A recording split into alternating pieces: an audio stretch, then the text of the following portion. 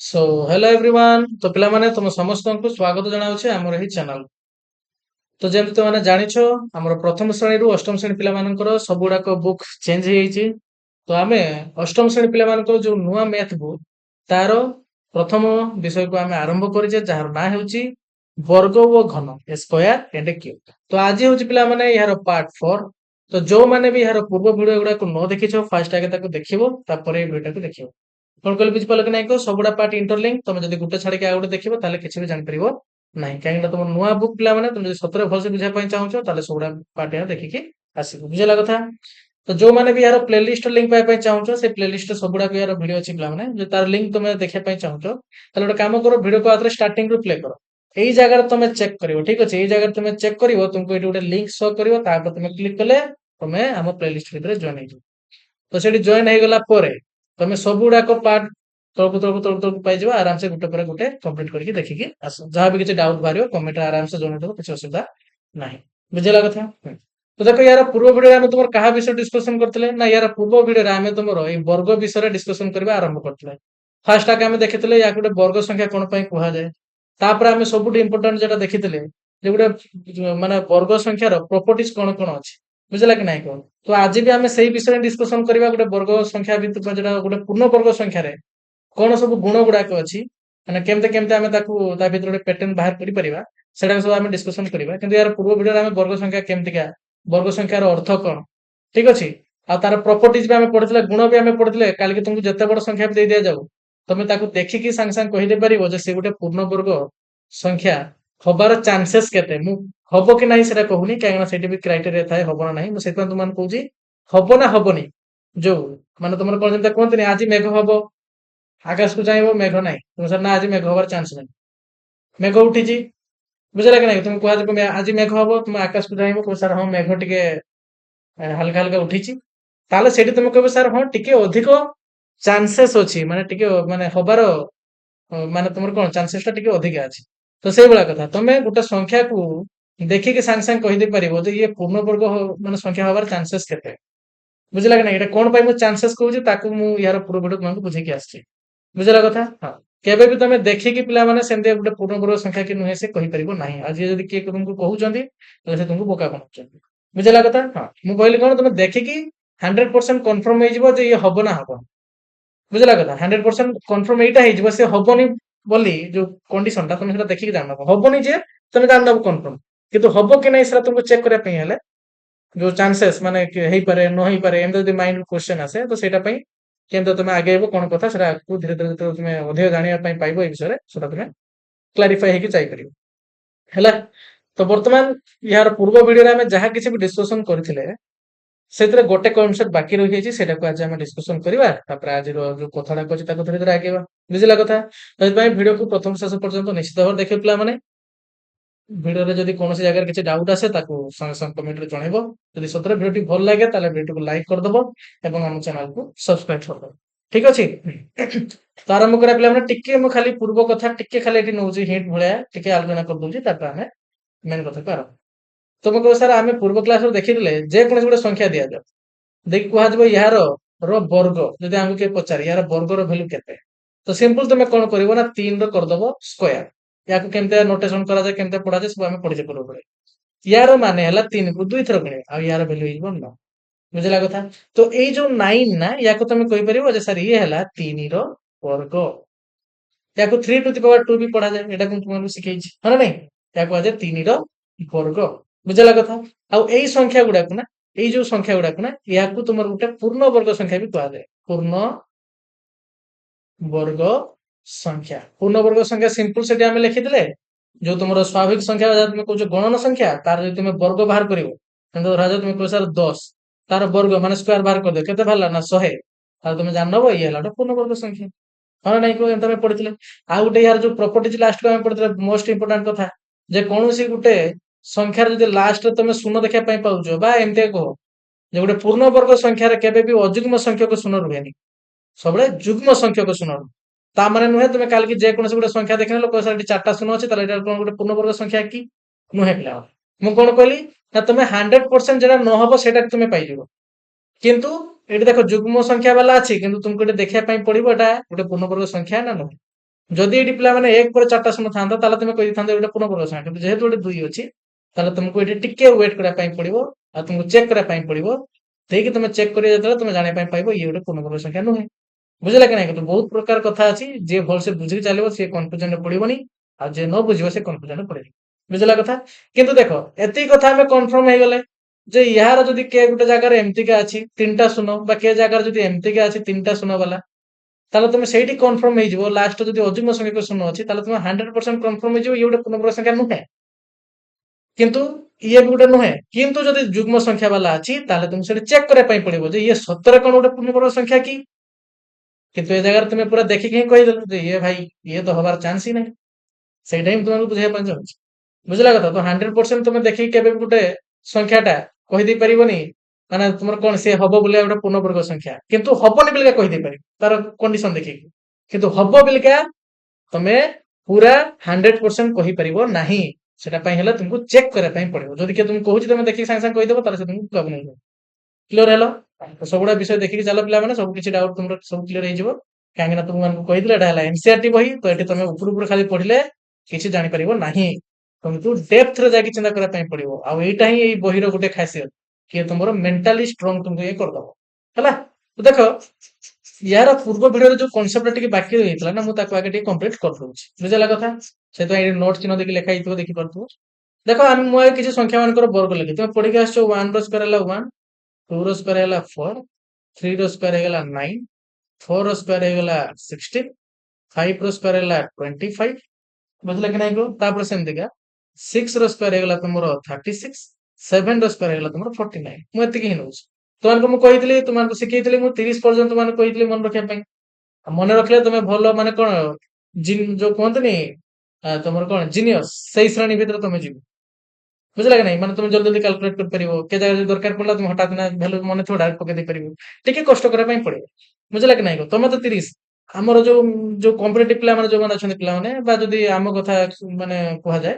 ଯୋଉ ପିଲାମାନେ ଅଛନ୍ତି ସେମାନେ ତ 60 ପର୍ଯ୍ୟନ୍ତ କିଏ କିଏ 80 ପର୍ଯ୍ୟନ୍ତ ଏମିତି ବି ମନେ ରଖୁଛ। ତମର ଏତେ ଦରକାର ନାହିଁ ତମେ 30 ହିଁ ମନେ ରଖ। ତମ ଏଜ ହିସାବରେ ତମେ 30 ହିଁ ମନେ ରଖ ତମର ବହୁତ ତମେ ଫାଇଦା ପାଇବ।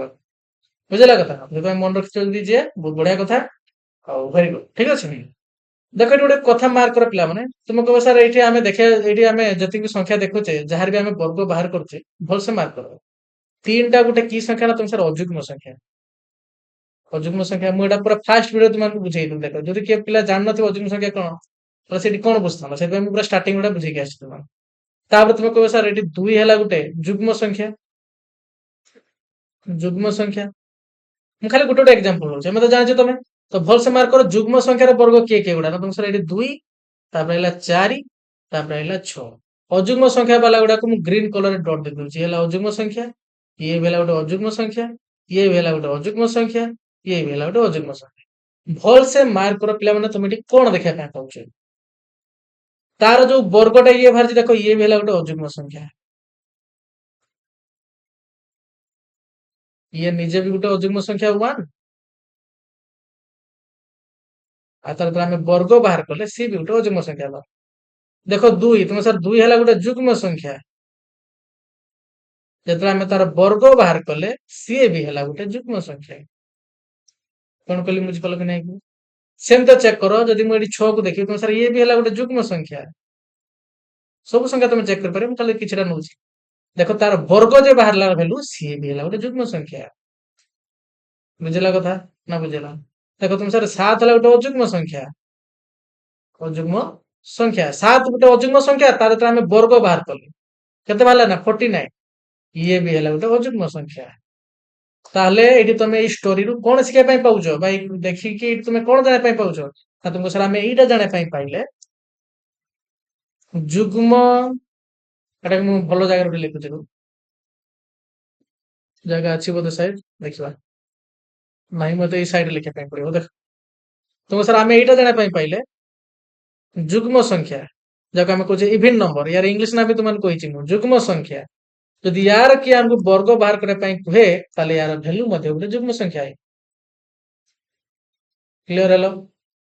ବାସ୍। ତାପରେ ଦେଖ ଯଦି ଇଏ ହେଲା ଗୋଟେ ଅଯୁଗ୍ମ ସଂଖ୍ୟା ଅଯୁଗ୍ମ ସଂଖ୍ୟା ଆମକୁ କିଏ କୁହେ ଏହାର ବର୍ଗ ବାହାର କରିବା ପାଇଁ ତାହେଲେ ତମେ ଜାଣିନବ ୟାର ରେଜଲ୍ଟ ଗୋଟେ ଅଯୁଗ୍ମ ସଂଖ୍ୟା ଆସିବ। ଅଯୁଗ୍ମ ସଂଖ୍ୟା ହିଁ ହବ। ତାର ଯୋଉ ବର୍ଗ ବାହାରିବ ନା ସେ ଗୋଟେ ଅଯୁଗ୍ମ ସଂଖ୍ୟା ହିଁ ହବ। ବୁଝିଲା କଥା? ତ ଏଇଟା ଥିଲା ପିଲାମାନେ ଗୋଟେ ଇମ୍ପୋର୍ଟାଣ୍ଟ ପଏଣ୍ଟ ମନେ ରଖିବ। ଗୋଟେ ଯୁଗ୍ମ ସଂଖ୍ୟାର ବର୍ଗ ଗୋଟେ ଯୁଗ୍ମ ସଂଖ୍ୟା, ଗୋଟେ ଅଯୁଗ୍ମ ସଂଖ୍ୟାର ବର୍ଗ ହେଲା ଗୋଟେ ଅଯୁଗ୍ମ ସଂଖ୍ୟା। ଏଇଟା ଥିଲା କଥା ପିଲାମାନେ, ଯେଟା ବାକି ରହିଯାଇଥିଲା। ମତେ ଲାଗୁଛି ଏବେ କାହାରି ମାଇଣ୍ଡରେ ଡାଉଟ ରହିବ ନାହିଁ। ବୁଝିଲା କଥା? ଯଦି କାଲିକି ସପୋଜ ମୁଁ ତୁମକୁ ଦେଇଦେବି ଧରାଯାଉ ତୁମକୁ ଦେଇଦେଲି ମୁଁ 11 ର ସ୍କୋୟାର। ଧରାଯାଉ ବି ଗୋଟେ ପିଲାର ଏଟାର ଭ୍ୟାଲୁ କେତେ ମନେ ନାହିଁ, କିନ୍ତୁ ସେ ଏତିକି କନଫର୍ମ ହେଇଯିବା ଦରକାର ଯେ ଇଏ ହେଲା ଗୋଟେ ଅଯୁଗ୍ମ ସଂଖ୍ୟା, ତାହେଲେ ୟାର ଯୋଉ ପୂର୍ଣ୍ଣ ବର୍ଗଟା ବାହାରିବ ସିଏ ବି ହେଇଥିବ ଗୋଟେ ଅଯୁଗ୍ମ ସଂଖ୍ୟା। ବୁଝିଲା କଥା? ହଁ, ତ ଏତିକି ମନେ ନିହାତି ରହିବା ଦରକାର। ଆଉ ତାପରେ କଥା ହେଲା ଯେ ଭ୍ୟାଲୁ ୟାର ଜାଣିଥିବ ସେ ଲେଖିଦେଇ ପାରିବ 121। କ୍ଲିୟର ହେଲା? ତ ବର୍ତ୍ତମାନ ଆମେ ନେକ୍ସଟ କନସେପ୍ଟ ପାଖକୁ ଆଗେଇବା ପିଲାମାନେ, ଭଲସେ ଛାତ୍ରଛାତ୍ରୀ ଦେଖିକି ଚାଲ। ନୋଟ ଯୋଉମାନେ ବନଉଛ ବଢିଆ କଥା, ଭିଡିଓ ଦେଖିବା ସହିତ ନୋଟ ବନାଅ ଆଉ ଭିଡିଓକୁ ଦେଖି ଚାଲ। ଦେଖ ଏଇଠି ଆଜି ଆମେ ପଢିବା ପିଲାମାନେ ଏଇ କନସେପ୍ଟ ଉପରେ ପୂର୍ଣ୍ଣ ବର୍ଗ ସଂଖ୍ୟା। କଣ କହୁଛେ ଆମେ? ପୂର୍ଣ୍ଣ ବର୍ଗ ସଂଖ୍ୟା ଏବଂ ଅଯୁଗ୍ମ ସଂଖ୍ୟା ମାନେ ଏଇ ମାନେ କଣ ଅଛି ପୂର୍ଣ୍ଣ ବର୍ଗ ସଂଖ୍ୟା ଅଯୁଗ୍ମ ସଂଖ୍ୟା ଭିତରେ, ତାଙ୍କ ଭିତରେ କଣ କିପରି ଭାଇଚାରା ଅଛି ବା କିପରି ଗୋଟେ ରିଲେସନ ଅଛି, ତାକୁ ହିଁ ବର୍ତ୍ତମାନ ଆମେ ବୁଝି ବୁଝି ଚାଲିବା। ବୁଝିଲା କଥା? ଦେଖ ଏଇଠି ଦେଖ ତମେ ବୁକ୍ ରେ ବି ଦେଇଥିବ, ମୁଁ ଏଇଠି ତୁମକୁ ସବୁ ଗୁଡାକ ଏଇଠି ବି ମାନେ ଲେଖିକି ରଖିଛି, କିଛି ଅସୁବିଧା ହବନି ବୁଝିବା ପାଇଁ, ଭଲସେ ଦେଖ। ପୂର୍ଣ୍ଣ ବର୍ଗ ସଂଖ୍ୟା ଯଦି ତମେ ଖୋଜିବ କିଏ କିଏ ଆସିବ ତୁମ ସାର ଆଗେ ଆଇବ 1, ତାପରେ 2 ର ସ୍କୋୟାର ଆସିବ 4, ତାପରେ 3 ର ସ୍କୋୟାର ଆସିବ 9, ତାପରେ 4 ର ସ୍କୋୟାର ଆଇବ 16, ତାପରେ 5 ର ସ୍କୋୟାର ଆଇବ 25, ତାପରେ 6 ର ସ୍କୋୟାର ଆଇବ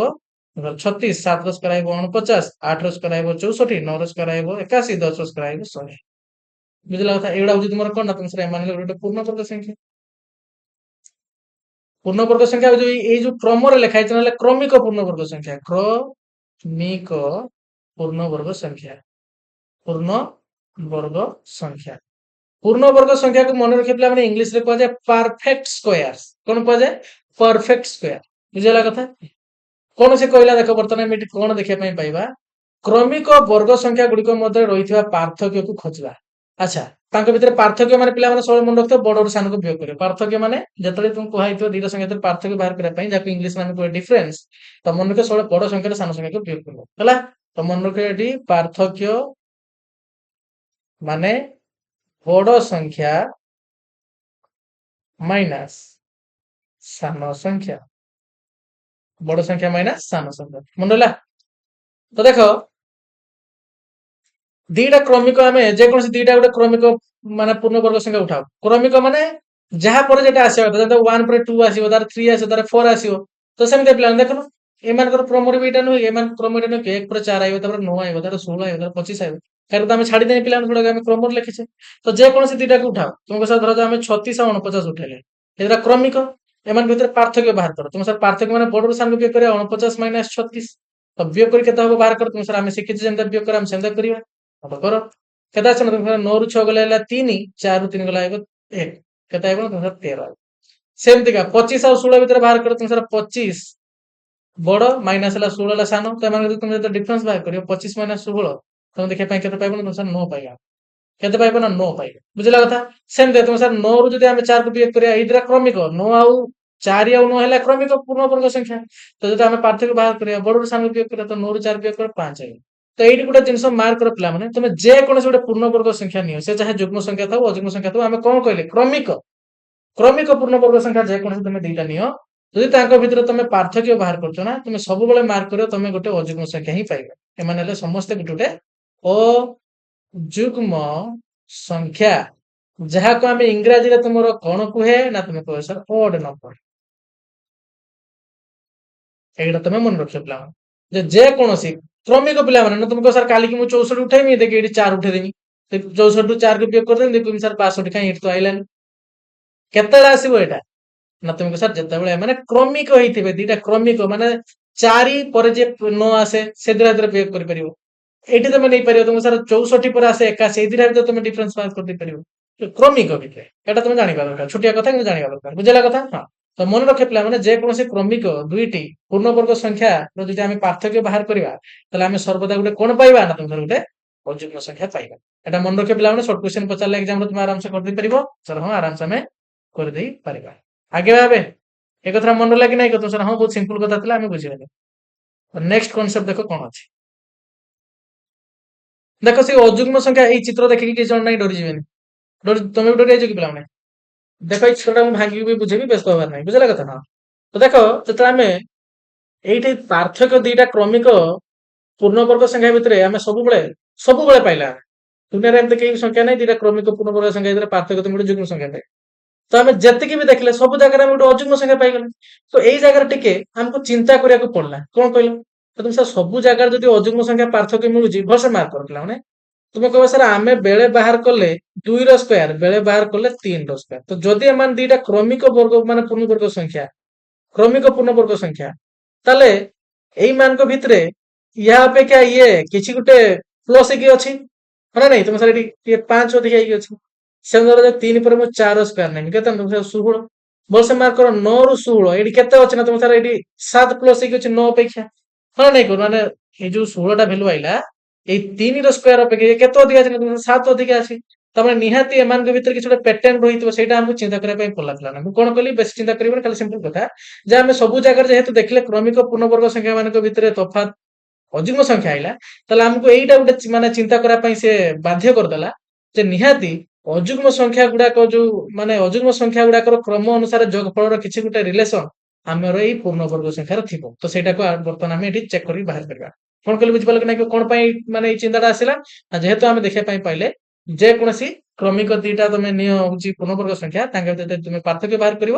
ଅଯୁଗ୍ମ ସଂଖ୍ୟା ପାଉଛ ମାନେ ନିହାତି ତାଙ୍କ ଭିତରେ ଅଯୁଗ୍ମ ସଂଖ୍ୟାର କିଛି ଗୋଟେ କାରନାମା ଅଛି ସେତିକି ଆମ ମାଇଣ୍ଡରେ ଆगे ଗୋଟେ କଥା ଆସିଲି। ତ ତାକୁ ବର୍ତ୍ତମାନ ଆମେ ଯେତେବେଳେ ଚେକ୍ କଲେ ନା ଆମେ କେମିତି ପ୍ୟାଟର୍ନ ପାଇଲେ ତମେ ନିଜେ ଦେଖ ତମେ ନିଜେ ହିଁ ଆଶ୍ଚର୍ଯ୍ୟ ହେଇଯିବ। ତମେ ନିଜେ ହିଁ ଆଶ୍ଚର୍ଯ୍ୟ ତୁମ ସାର୍ ହଁ ଏମିତି ବି ପ୍ୟାଟର୍ନ ଅଛି ଦେଖ ସେମିତି ତମେ ଯେମିତି ହେଇପାରିବ ଆମେ ସେମିତି ବୁଝିବା ତୁମକୁ ତମେ ଖାଲି ବର୍ଷ ଦେଖିକି ଚାଲ। ଦେଖ ଫାଷ୍ଟ ଆମର କିଏ ଆସୁଛି ନା ତୁମ ସାର୍ ଯଦି ଆମେ ଖାଲି ଗୋଟେ ଅଯୁଗ୍ମ ସଂଖ୍ୟା ନବା ନା ଦେଖ ଏଇଟା 1 ସହିତ ବୁଝେଇଲା ତାପରେ ଯଦି ତୁମେ ଆଉ ଗୋଟେ ଅଯୁଗ୍ମ ସଂଖ୍ୟା ନବ କଣ 1 ତାପରେ ଅଯୁଗ୍ମ ସଂଖ୍ୟା ଆରେ ଅଯୁଗ୍ମ ସଂଖ୍ୟା କ୍ରମ ଜାଣିଛ ନାହିଁ ପିଲାମାନେ ତୁମ ସାର୍ ହଁ ଅଯୁଗ୍ମ ସଂଖ୍ୟା କ୍ରମ ଆମେ ଜାଣିଛେ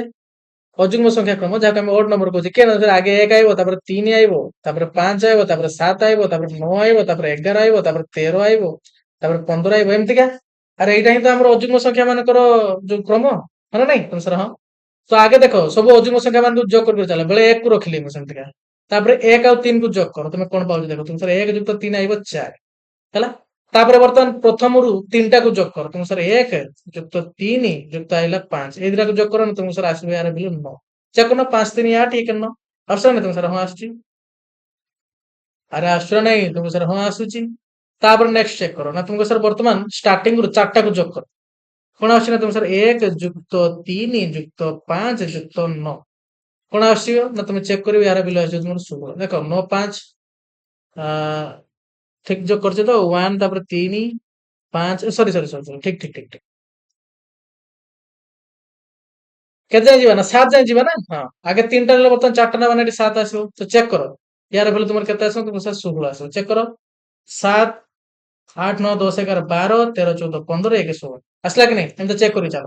ପୁଣି ଥରେ ବର୍ତ୍ତମାନ ଏଠି କେତେ ନେଲ ଷ୍ଟାର୍ଟିଂ ରୁ 4ଟା ନେଲ ବର୍ତ୍ତମାନ 5ଟା ନିଅ 5ଟା ଅଯୁଗ୍ମ ସଂଖ୍ୟା ତୁମ ସାର୍ 5ଟା ଅଯୁଗ୍ମ ସଂଖ୍ୟା କିଏ କିଏ ଆସେ 1 ଆସେ ତାପରେ 3 ଆସିବ 5 ଆସିବ ତାପରେ 7 ଆସିବ 7 ପରେ କିଏ ଆସେ ନା ତୁମ ସାର୍ 9 ଆସିବ ଏମାନେ ତୁମେ ଯେତେ ଯୋଗ କରିବ ନା ତୁମେ ଭ୍ୟାଲୁ ଆସିବ 25 ଚେକ୍ କର 9 7 ଦେଖ ଏଠି 9 7 16 5 ହେଇଗଲା 21 22 23 24 ହେଇଗଲା 25 ତ ଏଇଭଳିଆ ଆମେ ଗୋଟେ ପ୍ୟାଟର୍ନ ଦେଖିବା ପାଇଁ ପାଇଲେ ପିଲାମାନେ କଣ ପ୍ୟାଟର୍ନ ଦେଖିବା ପାଇଁ ପାଇଲେ ନା ତୁମକୁ ସାର୍ ଆମେ ତ କ୍ରମିକ ଅଯୁଗ୍ମ ସଂଖ୍ୟା ମାନଙ୍କୁ ଯୋଗ କରିକା ଗଲେ ନା ଆମେ ଗୋଟେ ଗୋଟେ ପୂର୍ଣ୍ଣବର୍ଗ ସଂଖ୍ୟା ପାଇକା ଗଲେ ତୁମେ କହ ସାର୍ କାଲିକି ଧରାଯାଉ ମୁଁ ଷ୍ଟାର୍ଟିଂ ରୁ ଧରାଯାଉ 6ଟା ଅଯୁଗ୍ମ ସଂଖ୍ୟାକୁ ଯୋଗ କରିବି କର 1 3 5 7 9 11 କେତେ ହେଲା 1 2 3 4 5 6 6ଟା ଆସିଗଲା ଏମାନେ ତୁମେ ଯୋଗ କରିବ ନା ୟାର ଭ୍ୟାଲୁ ତୁମେ ପାଇବ କଣ କହିଲ ନା 36 ନିଜେ ଚେକ୍ କର ତୁମେ ସାର୍ ଏଇଠୁ ଏତିକି ଆମେ ଯୋଗ କରିକି ଆଇଲେ କେତେ ଏଇଠୁ ଏତିକି ଆମେ ଯୋଗ କରିକି ଆଇଲେ କେତେ ନା ତୁମକୁ ସାର୍ ଏଇଠୁ ଏତିକି ଯୋଗ କରିକି ଆଇଲେ ଆମେ 25 ଯୁକ୍ତ ଆଉ 11 କଲେ ତ ୟାର ଭ୍ୟାଲୁ ଏତିକି ହିଁ ଆଇବ। ତ ଏଇଟା ତମେ ଗୋଟେ ନୂଆ ଜାଣିବା ପାଇଁ ପାଇଲ ଯଦି ତମେ କ୍ରମିକ ଅଯୁଗ୍ମ ସଂଖ୍ୟା ମାନଙ୍କୁ ଏମିତି ଯୋଗ କରିକା ଯିବ ତାହେଲେ ତମେ ସବୁବେଳେ ଗୋଟେ କଣ ପାଇବ ନା ତୁମେ ଗୋଟେ ଗୋଟେ ଏମାନେ ସମସ୍ତେ ଗୋଟେ ଗୋଟେ କିଏ ନା ତୁମର ଏଇଗୁଡା ଗୋଟେ ହେଲେ ପୂର୍ଣ୍ଣବର୍ଗ ସଂଖ୍ୟା ପୂର୍ଣ୍ଣବର୍ଗ ସଂଖ୍ୟା ତମେ ଦେଖିବାକୁ ପାଇବ ବୁଝିଲା କଥା ଏଇ ଫିଗର ଟାକୁ ବର୍ତ୍ତମାନ କେହି ଚିନ୍ତା କରନି ମୁଁ ଏଇଟାକୁ ତୁମକୁ ତଳକୁ ବୁଝେଇବି ବୁଝିଲା କି ନାଇଁ ହଁ ତ ବ୍ୟସ୍ତ ହୁଅନି ଏ ଫିଗରରେ କଣ ଦେଇଛି କଣ କଥା ବେଶୀ ତ ଚିନ୍ତା କରନି ଯେଟା ମୁଁ ଏଇଟା କହିଲି ଏଇ ପଏଣ୍ଟଟା ହେଲା ଇମ୍ପୋର୍ଟାଣ୍ଟ ୟାକୁ ଭଲସେ ମାର୍କ କର ମନେ ରହିବ କଥା ତାହେଲେ ତମେ ଗୋଟେ ପୂର୍ଣ୍ଣବର୍ଗ ସଂଖ୍ୟାକୁ ଦେଖ ଏମିତି ତମେ ଭାଗ କରିଦେଇ ପାରିବ କେମାନଙ୍କର ଅଯୁଗ୍ମ ସଂଖ୍ୟା ଭାଗ ନୁହେଁ ଅଯୁଗ୍ମ ସଂଖ୍ୟା ମାନଙ୍କର ଯୋଗଫଳ ଆକାରରେ ପ୍ରକାଶ କରିକି ଦେଖେଇ ପାରିବ ବୁଝିଲା କଥା ବର୍ତ୍ତମାନ କଥା ହେଲା ଆମେ କେତେଟା ଏମିତି ଅଯୁଗ୍ମ ସଂଖ୍ୟାକୁ ଯୋଗ କରିକି ଚାଲିବା ସେଇଟା ହେଲା ଗୋଟେ କ୍ୱେଶ୍ଚନ ଭଲସେ ମାର୍କ ଇଏ ହେଲା ତୁମର କଣ ନା ତୁମକୁ ସାର୍ ଏଟା ହେଲା 1 ର ସ୍କୋୟାର एटा को मार्क करो तुम सर ये हला 2 रो स्क्वायर एटा इंपोर्टेंट कथा भल से बुद्धि खटाओ एटा हला तुमर 3 रो स्क्वायर एटा हला तुमर 4 रो स्क्वायर एटा हला तुमर देखो 5 रो स्क्वायर भल से मार्क करो पिला माने जतरे एई संख्या कथा हमें कहिबा ना ये हला 1 रो स्क्वायर ता माने जानियो एटा प्रथम अजुग्म संख्या नबा हमें जदि एटा छै 2 रो स्क्वायर ता जानियो दीटा स्टार्टिंग रो दीटा अजुग्म संख्यार जोगफल तुमे नो क्लियर हलो सेंत देखो 3 अछि ता तुमे जान नबो स्टार्टिंग रो तीनटा अजुग्म संख्यार जोगफल या सहित वैल्यू समान हो सेंत देखो तो अछि तुमर कोन ना तुम सर 4 रो स्क्वायर अछि वैल्यू को देखियो नेगेटिव देखियो तारो कहार स्क्वायर अछि 4 रो स्क्वायर तला जान नबो कोन कोन को निजे आ तुम सर स्टार्टिंग रो चारिटा अजुग्म संख्यार जोगफल जति कि आइबो ए 4 रो स्क्वायर भी सति कि आइबो देखो तापर हला तुमर 25 हला 5 रो स्क्वायर तन तुम कंफर्म हो गेलो स्टार्टिंग रो पांचटा अजुग्म संख्यार जोगफल जति कि आइबो ए 5 रो स्क्वायर सति कि आइबो काल के जदि मु तुमको कहि पिला माने 10 रो स्क्वायर यार वैल्यू कास तो समान आइबो ना यार वैल्यू तुमे कहिबो जे सर स्टार्टिंग रो चलो उड़िया लिखवा कोन ना तुम आरंभ रो या माने हला आरंभ रो 10 टी अजुग्म संख्या मानकर जोगफल बुझी पालो ना बुझी पालो काल के जदि मु सेमता लिखि देबी 20 रो स्क्वायर ताल तुमे जान नबो स्टार्टिंग रो 20 टा अजुग्म संख्यार जोगफल जहा हिथिबो यार वैल्यू सेति होता माने 400 काल के लिखि देबी मु 15 रो स्क्वायर ताल तुमे जान परिबो स्टार्टिंग रो 15 टा अजुग्म संख्यार जोगफल यार वैल्यू सहित समान हो 225 जे हला काल के तुमको जदि कि एमते पचारे तुम जेमते कहि दे परिबो जे काल जो तुम रास्ता पर तुम डाकाबो अरे कहलु 13 रो स्क्वायर माने कोन ना तुम कहि परिबो तुम यार वैल्यू कोन तो आगे तुम कहि दे पारा दरकार 169 जो तुमको ये के पचार एटा माने ए जो 13 स्क्वायर यार आउ कोन मीनिंग हे परिबो तुम कहि परिबो जे स्टार्टिंग रो हमर जो 13 टा अजुग्म संख्या अछि 13 टा अजुग्म संख्या अछि सेमानकर जोगफल जति कि आइबो 13 रो स्क्वायर भी सति कि आइबो क्लियर हेलो ना बुझि पालन पिला माने मजा आसला कि नहीं को तो सर हां एटा पैटर्न पिला हमें जानि पाले आ केमिति के गोटे पूर्ण वर्ग संख्या को देखि के हमें कहि दे पारे या भीतर केतरा अजुग्म संख्या जोग हेइ गछि सेटा भी हमें आराम से बुझि पाले आगे बा नेक्स्ट पे ताले एठी देखो मु लिखि दैछि पिला माने एथिरु हमें जानिले जे 1 रु आरंभ करी क्रमिक अजुग्म संख्यार जोगफल को क्रमिक वर्ग संख्या मिलता है तो एठा हमें एटा जाना पई पाइले जे हमें 1 रु आरंभ करी कि क्रमिक अजुग्म संख्यार जोगफल जदि करी करी चलिबा ताले हमें गोटे सेही क्रमिक वर्ग संख्या पाइबा जेंते आगे 1 1 ही आइला पिला माने 1 तो निजे गोटे पूर्ण वर्ग संख्या 1 जुक्त 3 आइला 4 1 जुक्त 3 जुक्त तापर क्या है 5 एमान को जोग करो तुमर यार वैल्यू आ जिवो केते ना तुम सर 2 रो स्क्वायर 3 रो स्क्वायर से 9 1 जुक्त 3 जुक्त 5 जुक्त 7 यार वैल्यू आ जिवो 16 तो ये जे 1 तापर 4 तापर 9 तापर 16 एमान गोटे कोन ना तो सर क्रमिक पूर्ण वर्ग संख्या आ एटा केतला अछि ना जत हमें क्रमिक अजुग्म संख्या मान को जोग कले 1 पर 3 आसे अजुग्म संख्या भितरे सीरीज रे देखिबा 3 पर 5 आसीबो यार 1 पर 3 आसीबो 3 पर 5 आसीबो 5 पर 7 आसीबो तो तुम अजुग्म संख्या मान क्रम अनुसार जोग कर चलो सेमते तुमे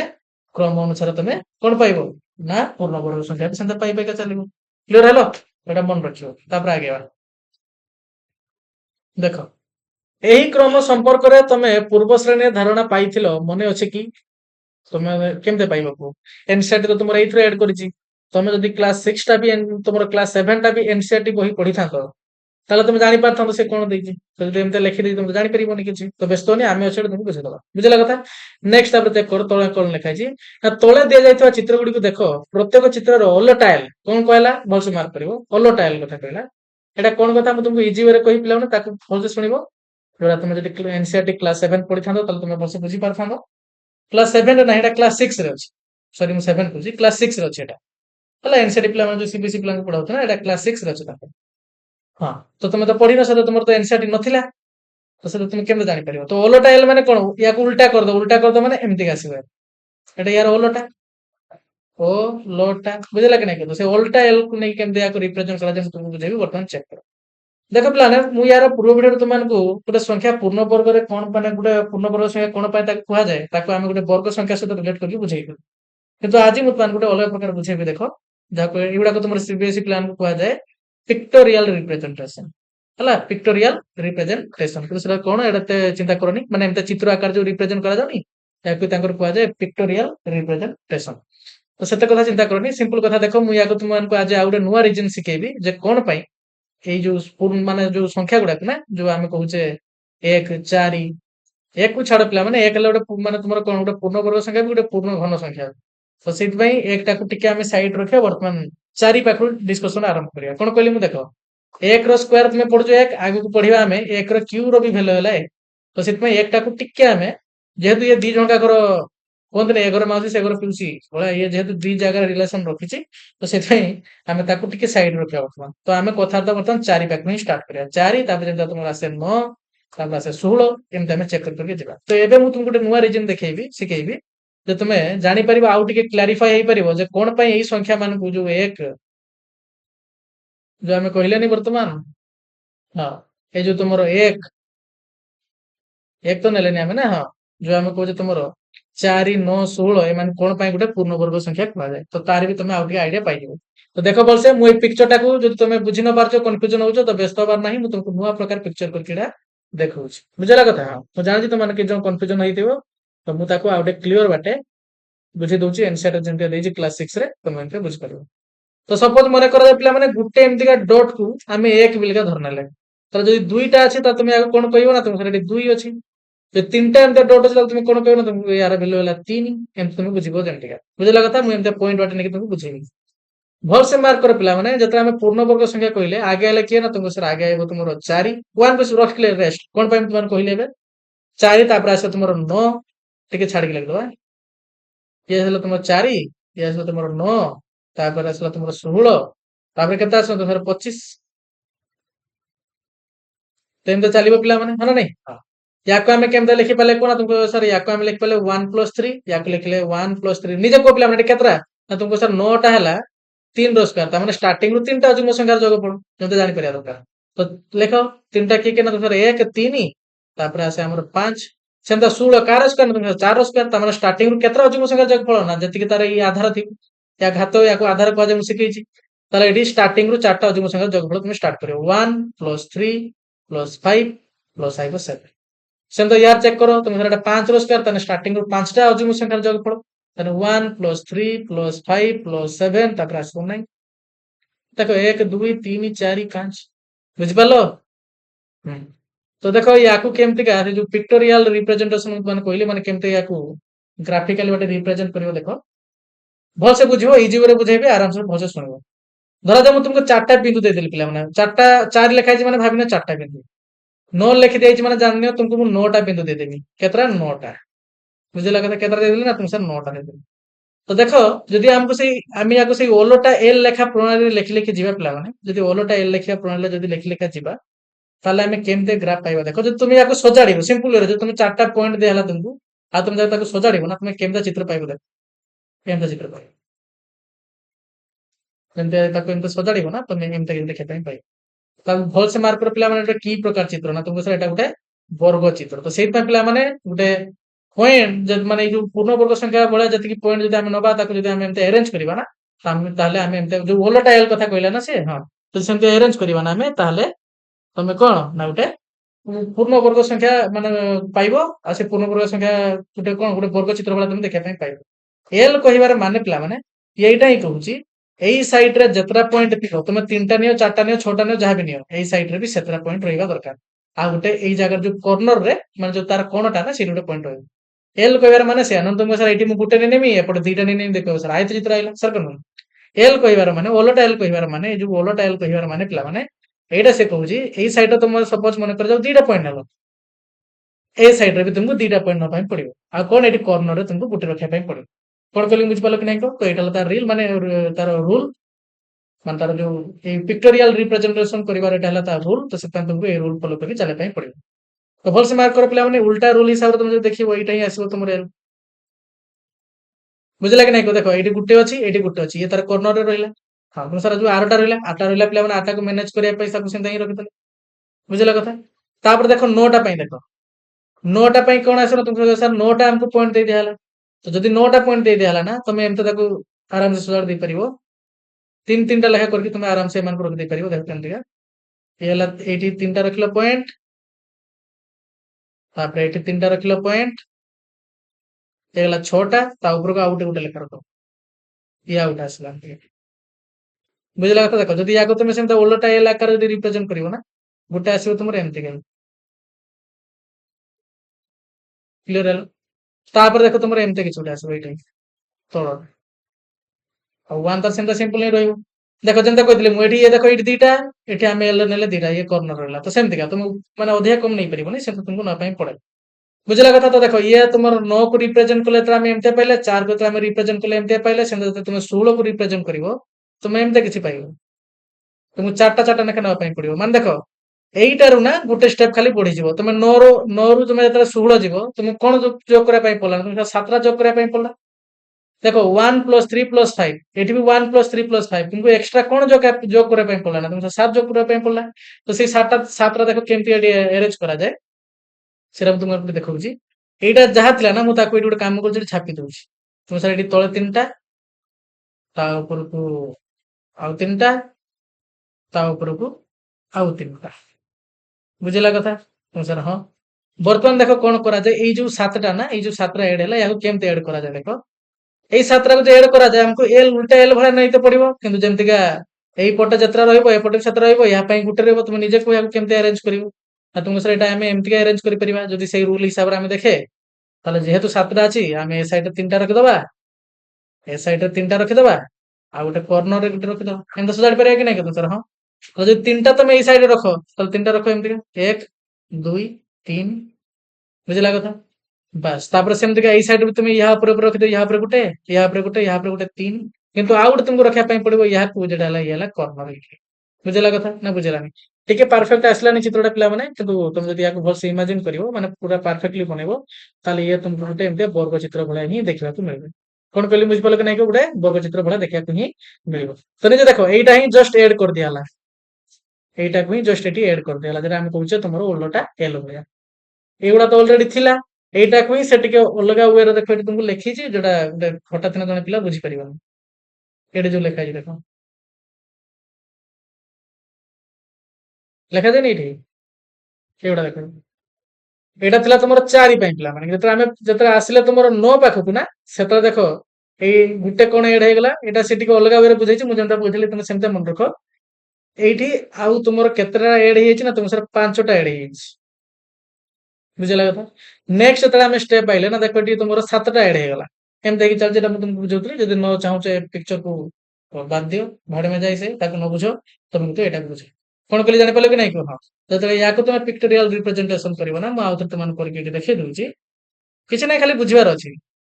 କଥା ସେୟା ଯେ ଅଯୁଗ୍ମ ସଂଖ୍ୟା ମାନଙ୍କୁ ନେଇକି ହିଁ ଆମେ କ୍ରମିକ ଅଯୁଗ୍ମ ସଂଖ୍ୟା ମାନଙ୍କୁ ନେଇକି ହିଁ ଏଠି ଗୋଟେ ପୂର୍ଣ୍ଣବର୍ଗ ସଂଖ୍ୟା ପାଉଛେ କିନ୍ତୁ ଏଠି କେମିତି ଦେଖ ଆଗେ ନେଇ ନବ 4ଟା ତା ଉପରକୁ ନେଇ ନବ 4ଟା ଠିକ ଅଛି ଏଟା କେତେ ହେଲା 8ଟା ହେଇଗଲା ଇଏ ହେଇଗଲା ତୁମର 12ଟା ପୁଣି ତା ଉପରେ ଯେତେବେଳେ ତୁମେ ଆଉ ଗୋଟେ ନବ ନା ଦେନେ ଯାଇକି ହବ ତୁମର ଟୋଟାଲ କେତେ 16ଟା ବୁଝିହେଲା ତ ଯେତେବେଳେ ତୁମେ ୟାକୁ ମାନେ ପରଫେକ୍ଟଲି ଗୋଟେ ଗ୍ରାଫ ଆକାର ନେଇକି ଚେକ୍ କରିବ ନା ତୁମେ ଯେତେବେଳେ ୟାକୁ ଯୋଡିଦବ ନା ଦେଖ ତୁମେ ଗୋଟେ ବର୍ଗ ସଂଖ୍ୟା ମାନେ ଗୋଟେ ବର୍ଗ ଚିତ୍ର ପାଇବ ସେଇଥିପାଇଁ ହିଁ ତୁମେ କହିପାରିବ ଏମାନଙ୍କୁ ଯୋଉଟା ଆମେ ପରଫେକ୍ଟ ସ୍କୋୟାର ନମ୍ବର କୁହେ ଗୋଟେ ପୂର୍ଣ୍ଣ ବର୍ଗ ସଂଖ୍ୟା କୁହେ କାହିଁକି ନା ଏମାନଙ୍କୁ ଯେତେବେଳେ ଆମେ ଆରେଞ୍ଜ କରିବା ନା ଆମେ ଗୋଟେ ସ୍କୋୟାର ପାଇବା ବୁଝିଲା କଥା ମାନେ ଯେମିତି ଏମିତି ଗୋଟେ ରୁଲ ହିସାବରେ ଯଦି ଆମେ ସଜାଡିବା ଅର୍ଡରରେ ତାହେଲେ ଆମେ ଗୋଟେ କଣ ପାଇବା ନା ଗୋଟେ ବର୍ଗ ସଂଖ୍ୟା ପାଇବା ସେଇଥିପାଇଁ ଆକୁ ଆମେ ଗୋଟେ ପୂର୍ଣ୍ଣ ବର୍ଗ ସଂଖ୍ୟା କହିବା ଏମିତି ତୁମେ ବୁଝିପାରିବ ହେଲା ତ ଏଇଟା ତାକୁ ଉଲ୍ଟା ଏଲ ପଟେ ଯଦି ଦେଖିବ ତୁମ ସାର୍ ଏଇଟା ଗୋଟେ ଆଉ ଗୋଟେ କଲର ୟୁଜ କରିଦଉଛି ତୁମ ସାର୍ ଏଇଟା ଗୋଟେ ଆଉ ଗୋଟେ କଲର ମୁଁ ୟୁଜ କରିଦଉଛି ଯେଟା ହେଲା ତମକୁ ସାର୍ ଏଇଟା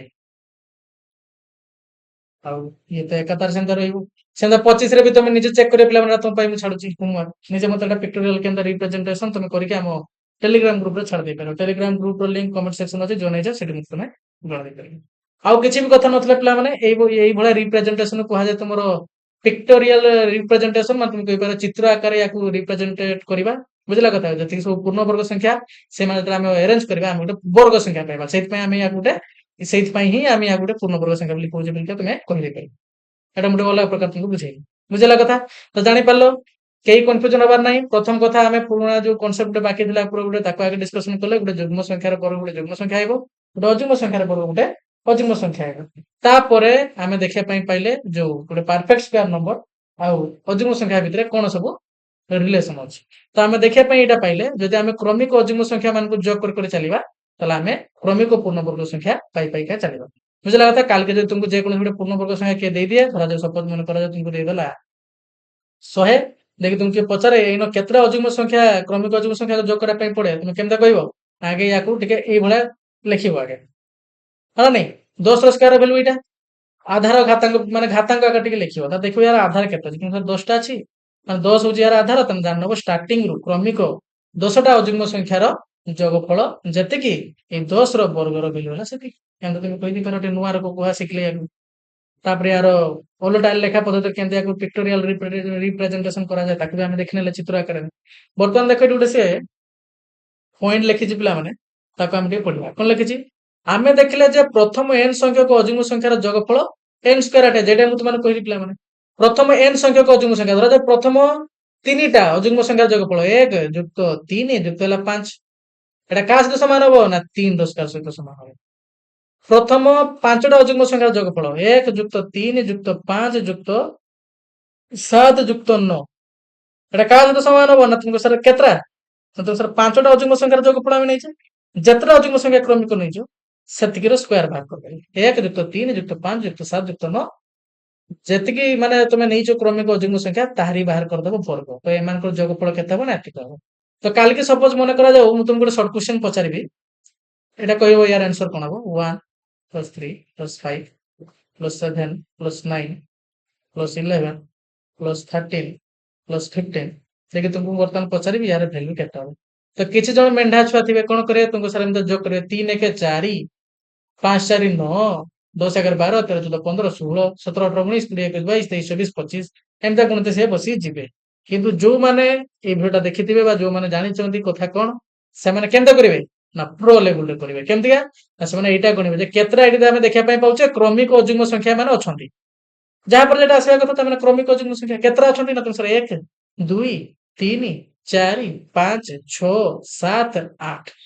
ତାମାନେ ତମେ ଜାଣିନବ ୟାର ଭ୍ୟାଲୁ ଯାହା ବି ହେଇଥିବ ସେଟା ହେଲା 8 ର ସ୍କୋୟାର ସହିତ ସମାନ ହବ। ଆଉ 8 ର ସ୍କୋୟାର ହେଲା ତମେ ଜାଣିଛ 8 ର ସ୍କୋୟାର ଜାଣିଛ, ସେଠି ଦେଖ କେତେ ଜଲ୍ଦି ବାହାରିବ।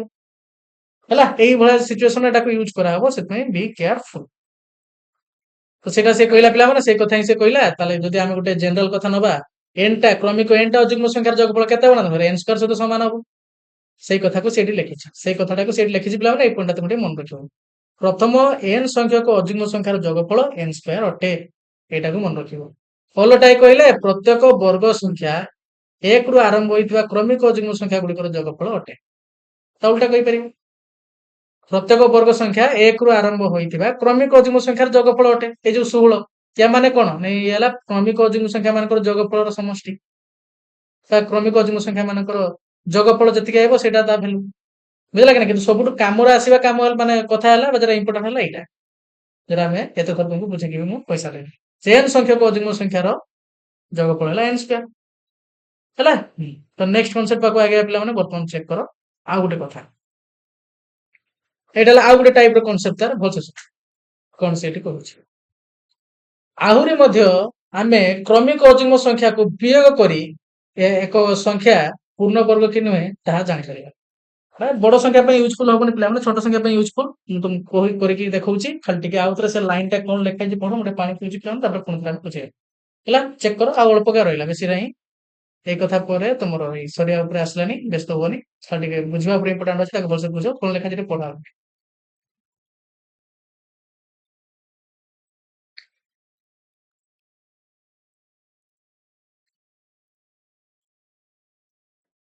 ହଁ କଣ ଜାଣିବା ପାଇଁ ପାଇଲ, କଣ ଲେଖା ହେଇଛି କୁହ? ଗୁଡେ ତ ପଢିପାରୁଛି ପିଲାମାନେ ସମସ୍ତେ, ତ ଭଲସେ କଣ ଲେଖା ହେଇଛି ଦେଖ ନା, ତୁମ ସାଇଡ୍ ଲେଖା ହେଇଛି ଆମେ କ୍ରମିକ ଅଯୁଗ୍ମ ସଂଖ୍ୟାକୁ ବିୟୋଗ କରି ଏକ ସଂଖ୍ୟା ପୂର୍ଣ୍ଣ ବର୍ଗ କି ନୁହେଁ ତାହା ଜାଣିପାରିବା। ତାମାନେ ତୁମକୁ ଯଦି କାଲି ମୁଁ ଗୋଟେ ପୂର୍ଣ୍ଣ ବର୍ଗ ସଂଖ୍ୟା ଦେଇଦେବି 25, ଦେଇକି ମୁଁ ତୁମକୁ ମାନେ ସପୋଜ ତମେ ଜାଣିନ 25 ଗୋଟେ ପୂର୍ଣ୍ଣ ବର୍ଗ ସଂଖ୍ୟା ବୋଲି, ତମେ ଜାଣିନ, ତମକୁ ଯଦି ଗୋଟେ ସଂଖ୍ୟା ଦେଇଦିଆ ଗୋଟେ 25 ନେଇକି ଚେକ୍ କରିବା, ଆଉ ଗୋଟେ 16 ନେଇକି ଚେକ୍ କରିବା, ସେଇ ତୁମକୁ କୁହାଯିବ ଯେ ଏଇଟା ଗୋଟେ ପୂର୍ଣ୍ଣବର୍ଗ ସଂଖ୍ୟାକୁ ନୁହେଁ, ତମେ ଚେକ୍ କର। ତମେ କଣ କରିପାରିବ ନା, ତମେ ୟାକୁ କ୍ରମିକ ଯୋଉ ଆମର ଅଯୁଗ୍ମ ସଂଖ୍ୟା ନା ତା ପାଖରୁ କ୍ରମାଗତ ମାଇନାସ କରି କରିକା ଚାଲ। ଯଦି ତମେ ଦେଖିଲ ୟାର ଆନ୍ସର ସବା ଲାଷ୍ଟ ବା କିଛି ସମୟ ପରେ ବା ଯେତେବେଳେ ବି ହଉ ଏଟ ଦ ଏଣ୍ଡ, ମାନେ ତମେ ତମେ ବିୟୋଗ କରି ଚାଲିବ, ଦେଖ ଗୋଟେ ଏରକ ସିଚୁଏସନ ଆଇବ ଯଦି ତମେ ସେ ଜାଗାରେ ଦେଖିବା ପାଇଁ ପାଇଲ ତାର ବିୟୋଗ ଫଳ 0 ଆସିଲା। କଣ ଆସିଲା? 0 ଆସିଲା। ताहले तमे जानबो से ହେଲା ଗୋଟେ ପୂର୍ଣ୍ଣବର୍ଗ ସଂଖ୍ୟା ଯଦି 0 ରୁ କମ ଆସିଲା ତାହେଲେ जानबो से ହେଲା ଗୋଟେ ମାନେ ପୂର୍ଣ୍ଣବର୍ଗ ସଂଖ୍ୟା ନୁହେଁ। କଣ କହିଲି ବୁଝିପାରିଲ କି ନାଇଁ ଆଉ ଥରେ ପ୍ରୋସେସ ସେ କହିଲା ଆମେ ଗୋଟେ ସଂଖ୍ୟାଟା ଧରା ଯାଉ ମୁଁ ତୁମକୁ କାଲି ଦେଇଦେବି 10 ସେଇ ପଚାରେ ଏଟା ଗୋଟେ ପୂର୍ଣ୍ଣବର୍ଗ ସଂଖ୍ୟା ନା ନୁହେଁ ନା ଛୋଟ ସଂଖ୍ୟା ତୁମେ ଆମେ ଆରାମସେ କହିଦେଇ ପାରିବ କିନ୍ତୁ ତୁମେ ୟାକୁ ଏମିତି ବି ଚେକ୍ କରିପାରିବ କେମିତିକା ନା ୟାକୁ କ୍ରମିକ ଅଯୁଗ୍ମ ସଂଖ୍ୟାର ବିୟୋଗଫଳ ମାନେ କଣ କରି ଏକ ସଂଖ୍ୟା ପୂର୍ଣ୍ଣବର୍ଗ କି ନୁହେଁ ତା ଜାଣିପାରିବା ସଂଖ୍ୟା କୁ ତମେ କଣ କରିବ ନା କ୍ରମାଗତ ଯେତିକି ସବୁ ଅଯୁଗ୍ମ ସଂଖ୍ୟା ଅଛି ସେମାନଙ୍କ ଦ୍ୱାରା ବିୟୋଗ କରି କରିକା ଚାଲିବ ଦେଖିବ ତାର ରେଜଲ୍ଟ କେମିତିକା ଆସୁଛି କେତେବେଳେ ଅଟକିବ ନା ଦେଖିବ ଯଦି ତା ରେଜଲ୍ଟ 0 ଆସିଯାଉଛି ବିୟୋଗ କଲା ପରେ ତାହେଲେ ତମେ ଜାଣିବ ସେଇ ସଂଖ୍ୟାଟା ଗୋଟେ ପୂର୍ଣ୍ଣବର୍ଗ ସଂଖ୍ୟା ଯଦି 0 ନ ଆସିକି ନେଗେଟିଭ ଅଙ୍କା କିଛି ଆସିଯାଉଛି ଯେମିତି -1 କି -2 କି -3 ମାନେ ନେଗେଟିଭ ଆସିଲା 0 ନ ଆସିକି ଆଉ କିଛି ବି ଆସିଗଲା ନେଗେଟିଭ ର ତାହେଲେ ଜାଣିବ ସେଟା ଗୋଟେ ପୂର୍ଣ୍ଣବର୍ଗ ସଂଖ୍ୟା ନୁହେଁ ତ ମୁଁ ଏଟା ତୁମକୁ ପ୍ରାକ୍ଟିକାଲି ଏବେ କରିକି ଦେଖେଇବି ଭଲସେ ଚେକ୍ କର ତମେ ଜାଣିପାରିବ କଣ ଏଠି କଥା ଜାଣିପାରିଲ କି ନାଇଁ କହ ନା ତୁମକୁ ସାର୍ ହଁ ଆମେ ବୁଝିପାରିଲେ ବର୍ତ୍ତମାନ ତାକୁ ଟିକେ କରିକି ଦେଖିବା देखो धरा जाओ काल की तुमको देली 25 देखो कहबी एटा पूर्णवर्ग संख्या नुहे तुम चेक करके मते कहो केमते चेक करिवो ना बेले 25 को 1 रे माइनस करो केते बण सर 24 जति की रहिला ताकू वर्तमान 1 पर के अजुग्म संख्या आसे क्रमिक अजुग्म संख्या से कहला ना से पई 1 पर के आसे तुम सर 3 आसे 2 कहउतले की 2 न 2 हला जुग्म संख्या नहीं तो यदि 3 वियोग करो देखो एटी जुग्म संख्या अजुग्म संख्या केते दरकार आसे यदि तुम स्टार्टिंग न बुझैता त तुम केमते करथा सेमते देखो 24 रु 3 वियोग करो तुमको सर एटी आइबो 21 जहां बाहरला ना वियोगफल ताकू वर्तमान 3 पर जे अजुग्म संख्या ता द्वारा वियोग करो 3 पर के आसे सर 5 आसे वर्तमान 5 वियोग करो तुमर आसी जेबो केते आ तुम सर 5 आसी गेले एटी तबे लिखि दे परिबो 16 हरा नहीं तुम सर हां 16 वर्तमान 16 रु वियोग करो कोन ना तुम सर पुणी थरे 5 पर के आसे ना तुम सर 7 आसे तो वियोग करो तुमर आसीबो 9 पिला मन पुणी थरे 9 रु वियोग करो तुमर कोन आसीबो 9 पर 7 पर के अजुग्म संख्या आसे तुम सर 9 आसे 9 रु 9 वियोग करो तुमर वैल्यू आसीबो 0 देखो 0 पाइले कि नहीं को ताले जदी 0 तुमे पाई गलो ना एंते क्रमिक अजुग्म संख्या वियोग कर करिका ताले तुमे जे संख्या रु स्टार्ट करदलो जानबो से संख्याटा ले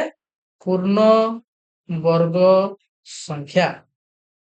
सर हाँ मजा आसीगला खाली आमर देखिबार अछि 0 आसे ना जदी 0 आसे जे संख्या आमे आरंभ करतो जानबो से संख्याटा गोटे पूर्ण वर्ग संख्या देखो से वियोग कर पिला माने सेड देखि से 1 वियोग कला 24 आइला 3 वियोग कला 21 आइला 5 वियोग कला 16 आसिला 7 वियोग कला 9 आसिला एडा सब जो 1 3 5 और 7 एम आउ जो तुमर 9 एम समझ ले कोन ना क्रमिक अजुग्म संख्या तो एंदा चेक कर चलो देखि लास्ट तुमर 0 आसे ना देखो जदी 0 आसे तले जानलो से संख्याटा ला जोडू तुम स्टार्ट करलो से गोटे पूर्ण वर्ग संख्या जदी 9 आसे गोटे पूर्ण वर्ग संख्या नुहे हला सेहित पय तो पिला माने हमें 25 को एमते लिखि पारे केतरा ना तुम सर एटा 5 रो स्क्वायर ता माने 5 टा अजुग्म संख्यार जोगफल सते समान हबो 1 जुक्त 3 जुक्त 5 जुक्त 7 जुक्त 9 तो सेहित पय तुम जदी 25 रो बेले 1 वियोग करिवो बेले 3 वियोग करो 5 वियोग करो 7 वियोग करो 9 वियोग करो ता माने इनडायरेक्टली तुम 25 रो 25 ही वियोग कर दलो ताले वैल्यू केते आसनो 0 आसीबो सेटा ही से देखौ सेटा हला तो सेटा ला कथा एटा मन रखिबो जे गुटे संख्या को आमे क्रमिक अजुग्म संख्या द्वारा वियोग कर चलीबा लास्ट टाइम 0 आछि वैल्यू ताले से होला गुटे पूर्ण वर्ग संख्या जदी 9 आछि मान नेगेटिव संख्या आछि ताले गुटे पूर्ण वर्ग संख्या नै सुरा तुम निजे ट्राई कर पिला माने तो सर आपण ही कर दियंतु तो ठीक अछि म कर दोछि तुम निजे गुटे मन रो एग्जांपल लेके ट्राई कर गुटे पूर्ण वर्ग संख्या नै धरा जा म दे दोछि 36 को तुम नेके ट्राई करिवो हला एटा तुम पय होमवर्क चेक करिवो तो 16 रो बेले -1 करो वैल्यू आसीबो 15 जे रहिला पुणी से बेले वियोग कर कि 1 पर आसे 3 फल केते आसनो 12 12 रु पुणी थरे 3 पर क्रमिक कि आसे अजुग्म संख्या 5 वियोग करो तुम वैल्यू आसीबो केते आ तुम सर यार वैल्यू आसीबो 7 8 9 10 11 12 7 आसी होची अरे 12 रु 5 वियोग कले 7 आसी 7 रु बेले वियोग करो 5 पर कि आसे 7 आसे अजुग्म संख्या देखो 0 आसीला तो 0 आसीला माने ये कहि पारे एला पूर्ण वर्ग संख्या तुमको सर आउट एग्जांपल नतो जेमते से पूर्ण पूर्ण वर्ग संख्या ही नथियो धन्यवाद देखो एटी 10 नै थिल ना हां 10 नै तुम निजे ऑलरेडी जानछो जे 10 गोटे पूर्ण वर्ग संख्या नुहे तो एटा केमते चेक भी कराबो ई मेथड मुसरा तुम देखो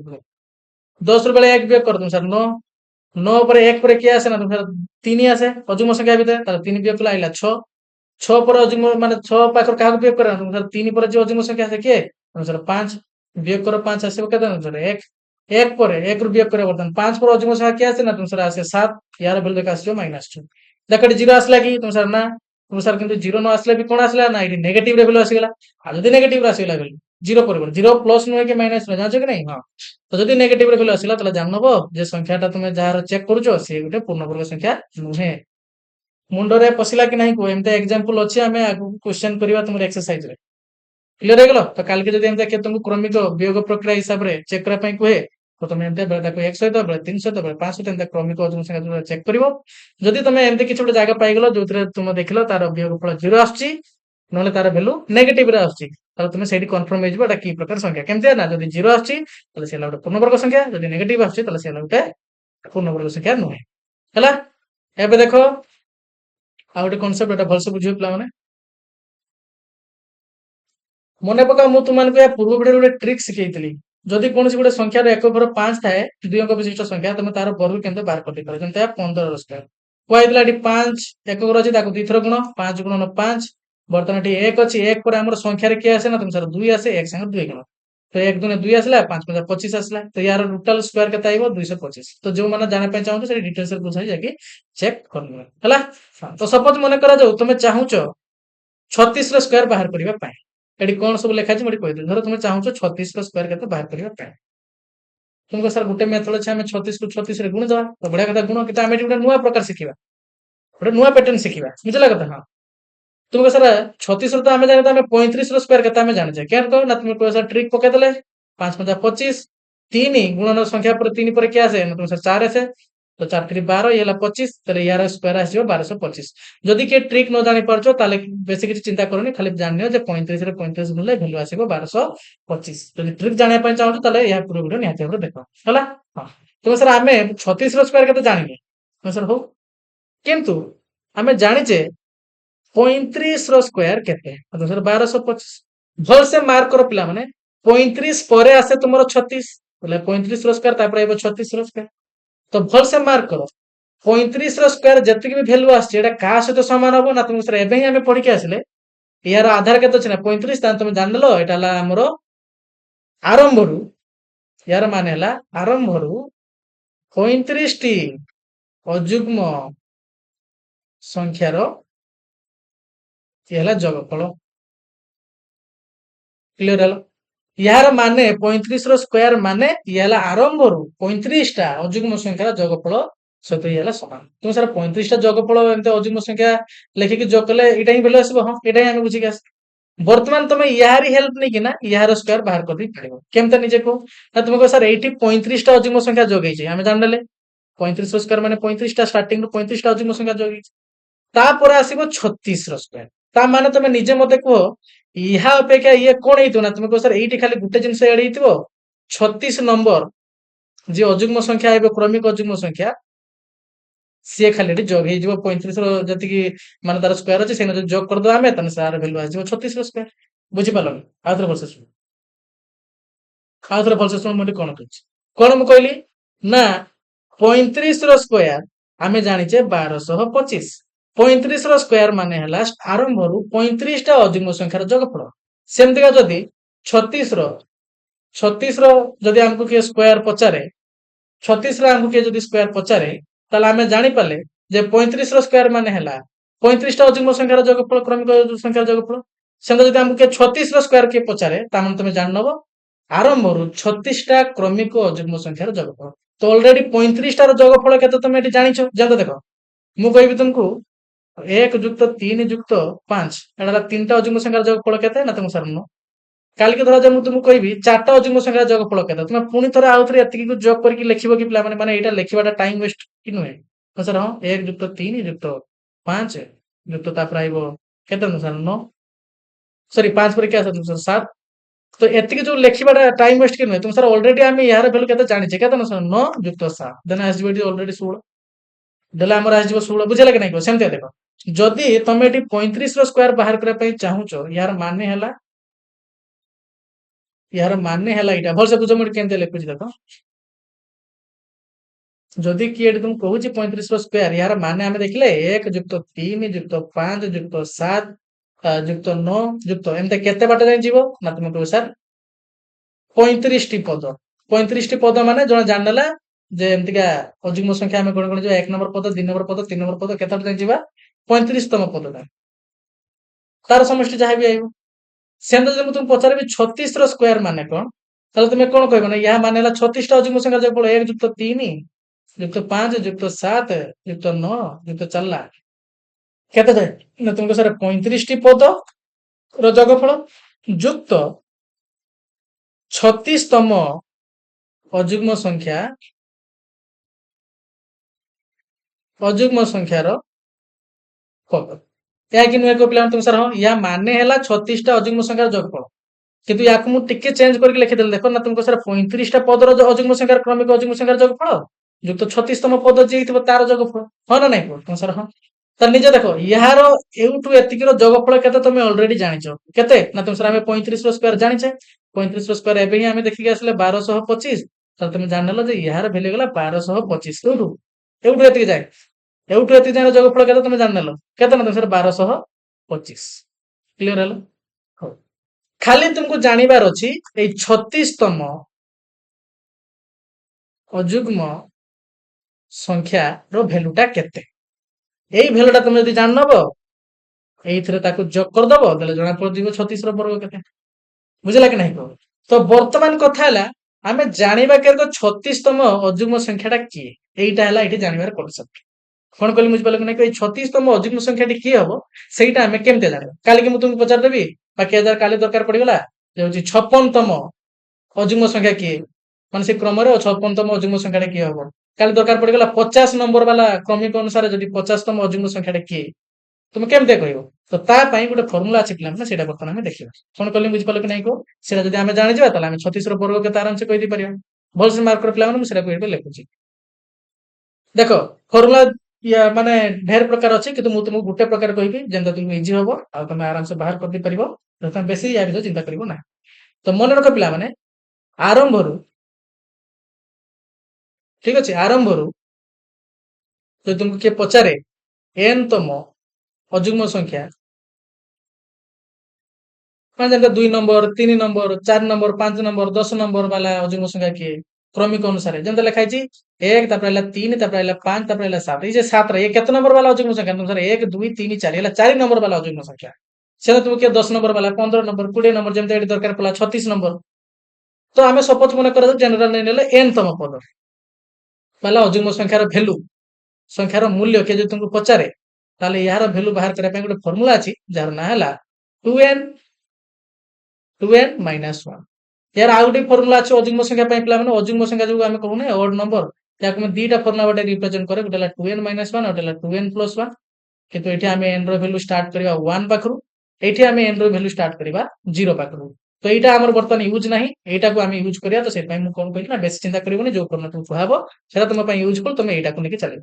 ତ ମନେ ରଖ ପିଲାମାନେ, କାଲିକି ତୁମକୁ ଯିଏ ବି ପଚାରେ 10ତମ ବାଲା ଅଯୁଗ୍ମ ସଂଖ୍ୟା କିଏ, 11ତମ ବାଲା ଅଯୁଗ୍ମ ସଂଖ୍ୟା କିଏ, ତ ତମେ ଏଇ ଫର୍ମୁଲା ଜଷ୍ଟ ପକେଇଦବ। ଯେନ୍ତା ଦେଖ ମୁଁ ତୁମକୁ ପଚାରି 10ତମ 10 ଆগে ଏଇଠି ଆମେ ଯୋଉଟା ଦେଖୁଛେ ନା ତାକୁ ନେଇକି ଟିକେ ଟ୍ରାଏ କରିବା। ପିଲା ତମର କଣ ନା ତୁମ ସାର୍ 4ତମ ପଦ ଇଏ, ତ ମୁଁ 4ତମ ପଦ ଧରା ଯାଉ ବାହାର କରିବା ପାଇଁ ଚାହୁଁଛି। ତାମାନେ n ହେଲା କେତେ ନା 4 ହେଲି। ତ ବର୍ତ୍ତମାନ ସୂତ୍ରରେ ପକାଉ ନା 2 ଇଣ୍ଟୁ 4 ଜାଗାରେ ଏଇ 4 ଜାଗାରେ n ଜାଗାରେ କେତେ ପକେଇଦେନା 4 ମାଇନସ ହେଲା 1। ତ ଦେଖ 4 ଦୁନେ 8 ମାଇନସ 1, ତ ଭ୍ୟାଲୁ ହେଲା 7। ଦେଖ ନିଜେ ପ୍ରାକ୍ଟିକାଲ ଦେଖ ପିଲାମାନେ, ସେଇ 7 ହିଁ ତମର 4ତମ ପଦ ନା ନୁହେଁ ତୁମ ସାର୍? ହଁ। ତାହେଲେ ଏଇ ଫର୍ମୁଲାଟା ଆମର ୟୁଜଫୁଲ। ଏଇ ଫର୍ମୁଲାଟା ଆମେ ହେଲ୍ପ ନେଇକି ଏମିତି ବାହାର କରି ପାରିବା। ତ ସେମିତି କାଲି ଯଦି ତୁମକୁ ମୁଁ ପଚାରିବି 10 ନମ୍ବର ବାଲା ଅଯୁଗ୍ମ ସଂଖ୍ୟା କିଏ, 10 ନମ୍ବର ବାଲା ମାନେ କହିପାରିବ ବା 10ତମ ଏମିତି ଗଣି ଗଣି ଗଲେ 10 ନମ୍ବର ବାଲା କିଏ ଅଯୁଗ୍ମ ସଂଖ୍ୟା ଆଇବ, ତାହେଲେ n ର ଭ୍ୟାଲୁ ଦେଇଦେଲା 10। ତ ଏଇ ସୂତ୍ର ପକାଅ ନା ତୁମ ସାର୍ 2 ଗୁଣନ 10 ମାଇନସ ହେଲା 1, ତ 2 10 20 ମାଇନସ 1, ତ ୟାର ଭ୍ୟାଲୁ ଆସିବ କଣ ନା ତୁମ ସାର୍ 19। ନିଜେ ଚେକ୍ କର ପିଲାମାନେ। 1 ତାପରେ ଆଇବ 3, ତାପରେ ଆଇବ 5, ତାପରେ ଆଇବ 7, ତାପରେ ଆଇବ ତମର କେତେ ନା ତୁମ ସାର୍ ତାପରେ ଆସିବ 9, ତାପରେ ଆସିବ 11, ତାପରେ ଆସିବ 13। କଣ 1 2 3 4 5 6, ଇଏ ହେଲା ତୁମର କଣ ନା 7। ସେମିତି ଦେଖ 13, ତାପରେ ଆଇବ 15, ତାପରେ ଆଇବ 17, ତାପରେ ଆଇବ 19। କଣ 7 ହେଲା 8, ଇଏ ହେଲା 9, ଇଏ ହେଲା 10। ଦେଖ 19 ତମର 10 ନମ୍ବର ବାଲା ଅଛି ନା ନାଇଁ? ହବ ଆରାମସେ। ତାହେଲେ କାଲିକି ତୁମକୁ ଯିଏ ବି ପଚାରିବ, ଯେତେ ତମ ବାଲା ବି ପଦ ତୁମକୁ ପଚାରିବ ଅଯୁଗ୍ମ ସଂଖ୍ୟା, ତୁମେ ଆରାମସେ କରିପାରିବ ନା ନାଇଁ? ସାର୍ ହଁ, ଆରାମସେ ବାହାର କରିଦେଇ ପାରିବା। ତାହେଲେ ବର୍ତ୍ତମାନ ତମେ ମତେ ନିଜେ କୁହ ଏଠି 36ତମ ବାଲା ଅଯୁଗ୍ମ ସଂଖ୍ୟା କିଏ ହବ? ତାମାନେ n ର ଭ୍ୟାଲୁ ଦେଇଦେଲା 36। 36ତମ ବାଲା ଅଯୁଗ୍ମ ସଂଖ୍ୟା କିଏ ହବ ସେଇଟା ହିଁ ତ ଜାଣିବା ଦରକାର ତୁମ ସାର୍। ହଁ। ତ କେମିତି ବାହାର କରିବ ନା ତୁମ ସାର୍? ଆମେ ଏମିତି ବାହାର କରିଦେଇ ପାରିବା 2n ମାଇନସ 1 ଫର୍ମୁଲା ସାହାଯ୍ୟରେ। ତ 2 ଇଣ୍ଟୁ n ର ଭ୍ୟାଲୁ ହେଲା 36 ମାଇନସ ହେଲା 1। ତ 36 ର 2 ଗୁଣ, 36 ର 2 ଗୁଣ ପିଲାମାନେ 6 ଦୁନେ 12, 2 ହାତ ଲେଖ, 3 ଦୁନେ 6 ହେଲା 7, 72 ମାଇନସ ହେଲା 1। ତ ୟାର ଭ୍ୟାଲୁ ହେଲା କେତେ? 71। କଣ ଆସିଲା? 71। ତାମାନେ ନିଜେ ଭାବ 36ତମ ବାଲା ଅଯୁଗ୍ମ ସଂଖ୍ୟା କିଏ ନା ତୁମ ସାର୍ 71। ତାହେଲେ ବର୍ତ୍ତମାନ ମୁଁ ୟାକୁ ଟିକେ ତଳକୁ ଦେଇ ଦଉଛି ରୁହ।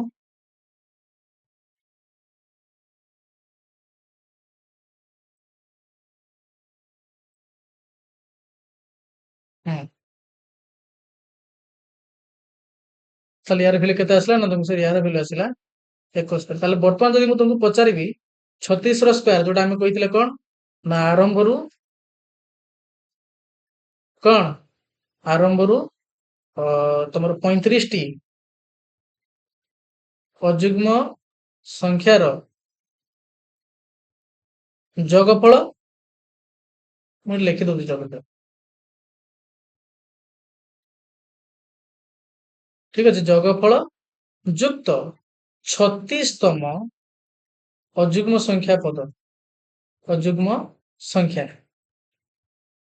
देले आमे पाइबा 36 रो स्क्वायर एटा टिके एक्स्ट्रा कथा थिला प्लान सिखिबा कथा थिला एटा जे तुम काली जे जते नंबर अयुग्म संख्या पचाले भी तुम आराम से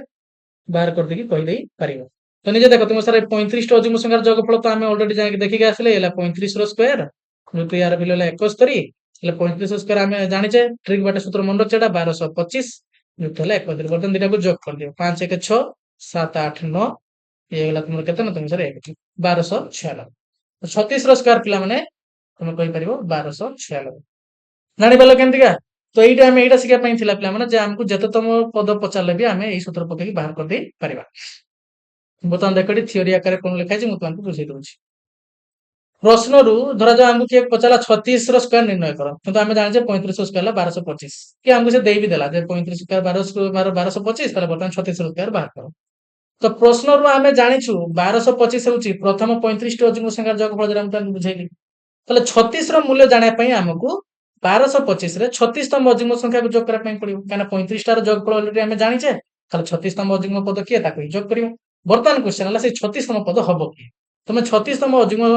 अजुग्म संख्या किपरि पाइबो सेटा हला क्वेश्चन तुम देख पार तो प्रथम अजुग्म संख्या हला 1 द्वितीय अजुग्म संख्या हला 3 तृतीय अजुग्म संख्या हला 5 सेंदा षष्ठ अजुग्म संख्या हला 11 तो सेही बडा एम तम अजुग्म संख्या तुम केमति के बाहर करिवो तो सेटार सूत्र आमे इठी पाइबा ए सूत्रटा पिला मन मन रखियो ठीक है नोट बनेबो पिला माने मोरा टी घांटी के भलसे बुझिला बेला दे दीची बाकी तुम नोट दरकार हेले मु याको भलसे करके देबे तो एटा को मन रखियो जे आरंभରୁ n तम अजुग्म संख्यार मूल्य केते ना तुम सरे ए सूत्र पके हम बाहर कर देबे 2n - 1 क्लियर हेलो मु सर हां आराम से हम सब क्लियर हे गेले वर्तमान देखो एथिरु आमे जानिले 38 को 1 रु आरंभ करी क्रमिक अजुग्म संख्या 38 को 1 रु आरंभ करी क्रमिक अच्छा एटा एटा या पई न रे एटी जो तुम माइनस पई कहलिनी मु माइनस पई एटा या पई कहिची फॉल्स चेक करता ता पई कहिची एथरो आमे जानले 38 को 1 रु आरंभ करी क्रमिक अजुग्म संख्या मान को जोगफल भाबे प्रकाश करिबारे माने करि परिबा नाही तेणु आमे कहि परिबा जे 38 को तमे एमते माइनस करे बेले 1 माइनस करे तापर 3 माइनस करे तापर 5 माइनस करियो माने क्रमिक अजुग्म संख्या माइनस करियो तमे देखियो तमे वैल्यू कोन आसीबो ना नेगेटिव आसीबो माने 1 रु कम आसीबो हला तेणु आमे कहि पारे से गोटे पूर्णवर्ग संख्या नुहे हला गोटे स्वाभाविक संख्या एक पूर्णवर्ग कि नुहे ता जाने पे आमे एई फलाफल को व्यवहार करि परिबा माने एई मेथड भी यूज करि परिबा जदि काली तुमके पचा देला 35 टा गोटे पूर्णवर्ग संख्या नुहे तो माइनस करियो बेले 1 माइनस करो जति वैल्यू बारियो तापर पाखर बेले 3 माइनस करियो क्रमिक अजुग्म संख्या माइनस कर चलिबो जदि रिजल्ट तुमर कोन कहला 0 आसिला त जानबो से गोटे पूर्णवर्ग संख्या जदि नु आछि त से गोटे पूर्णवर्ग संख्या नुहे तो एइटा आमे सिखे पई पाइले पिला माने एठी जे तुमर एन जे जते नंबर वाला अजुग्म संख्या से पचला आमे सूत्र पके बाहर कर परिबा गोटे छोटा एग्जांपल नबा धरा जो मु तुमको कहि देली धरा जाऊ मु तुमनु कहि देली जे 12 रो स्क्वायर हला 144 मु कहली यार हेल्प नै कि तुमे बाहर करी को 13 रो स्क्वायर केते हो तो जरा आमे मन रखे जे कहदा एई बाटे केमते बाहर करियो कोना तुम सर एटा को आमे लिखि परिबा 13 रो स्क्वायर माने हला 12 रो स्क्वायर माने 12 टा अजुग्म संख्यार जोगफल ता माने युक्त जो तुमरो 13 तम अजुग्म संख्या या माने से कि नै सर हां 12 स्क्वायर गेला 144 युक्त 13 तम अजुग्म संख्या केते n रो वैल्यू देला 13 तने एटी तुम अजुग्म संख्या सूत्र पके बाहर कर परियो 2n - 1 2 गुणन 13 माइनस x 13 दुने होला तुमरो 26 माइनस 1 तर यार वैल्यू होला 25 एते जोग कर दो 25 तो जोग करो तुम घर 5 4 9 4 2 6 1 तो 13 रो स्क्वायर आइबो एते एंतर पचला जे तुम कर दे परियो क्लियर हेलो मजा आसला कि नै को प्लान वीडियोटा बहुत डेप्थ कथा थिला बहुत कॉन्सेप्चुअल कथा थिला तो जे भल से बुझी के आसको से आराम से कर परियो क्लियर हेलो सर हां तापर देखो तमरो क्वेश्चन कोला ओटे डिटेल्स जानि परियो बाकी एबे टिके सबडा बुझी के चलो आराम से जेडा कहउ नोट करके चलो तुम बुक भी पढ़ो तले जानि परियो बहुत किछ कथा एबे आमे एटा देखिया प्लान माने दुईटी क्रमिक पूर्णवर्ग मध्ये केतटा संख्या थाए ताको बतन चेक करबा क्रमिक माने जंदा 1 आ आमे 100 नै ले या भीतर केतटा तुमरो पूर्णवर्ग संख्या अछि सेरा बतन चेक करिया तो एटा तुम सेता चेक कर परियो प्लान जता तुम ए स्क्वायर गुडा को वैल्यू जानिबो लिखि दो जतरे 1 स्क्वायर ला 1 2 स्क्वायर ला 4 3 स्क्वायर ला तुमरो 9 4 स्क्वायर ला 16 5 रो स्क्वायर है तुम 25 ठीक अच्छे तापर चेक कर 6 रो स्क्वायर है तुम 36